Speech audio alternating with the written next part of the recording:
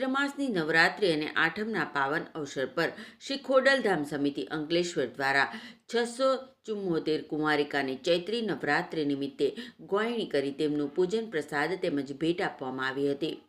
શ્રદ્ધા અને ભક્તિના સંગમ સમાન આ પ્રસંગે ચૈત્ર સુદ આઠમના નિવેદ નિમિત્તે મહાપ્રસાદનું સુંદર આયોજન થયું હતું. સર્વજ્ઞાતિની કુંવારિકાનું શ્રી ખોડલધામ સમિતિ અંકલેશ્વરે પ્રથમ વખત ભોજન અને પૂજન કરાવ્યું હતું, જેમાં મોટી સંખ્યામાં ભક્તોએ ઉમળકાભેર ભાગ લીધો હતો. ભક્તિમય માહોલમાં અને મા ખોડલ સહિત 7 બહેનોના તથા રામ, લક્ષ્મણ અને માતા સીતાજીના બાળ સ્વરૂપોનું આકર્ષણ જોવા મળ્યું હતું. બાળકોના આ દિવ્ય સ્વરૂપોએ ઉપસ્થિત સૌ કોઈના મન મોહી લીધા હતા અને ભક્તોએ આ બાળ સ્વરૂપોના દર્શન કરી ધન્યતા અનુભવી હતી.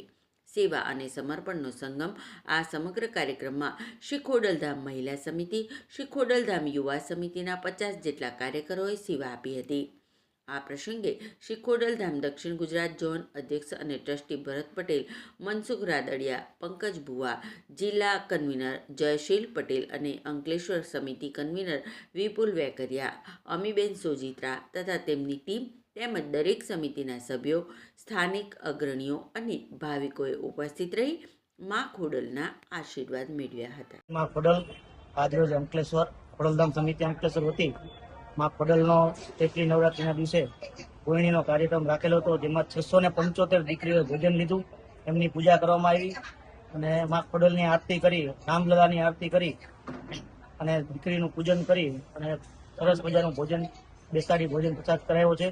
તેમજ એમને ગિફ્ટ વિતરણ કરવામાં આવ્યું અને સાથે સાથે અમારા ખોડલધામના ટ્રસ્ટના ટ્રસ્ટી એવા ભરતભાઈ પટેલ, મંગલમ પરિવાર જે ઝોન અધ્યક્ષ છે, એમના દ્વારા ભોજનની પ્રસાદીની જે કંઈ ખર્ચ થયો એ આપવામાં આવ્યો છે.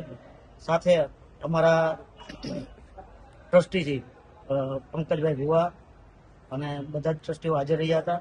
સાથે ખોડલધામ સમિતિ અંકલેશ્વર અને ખોડલધામ મહિલા સમિતિ તેમજ ખોડલધામ કેડીવાય સમિતિ દ્વારા સરસ મજાનો સૌનો સાથ, સૌના સહકાર સાથે આ કાર્યક્રમ ભવ્ય રીતે પૂર્ણ કરવામાં આવ્યો છે, જેમાં 675 દીકરીને ભોજન આપી અમને ગિફ્ટ વિતરણ કરવામાં આવ્યું.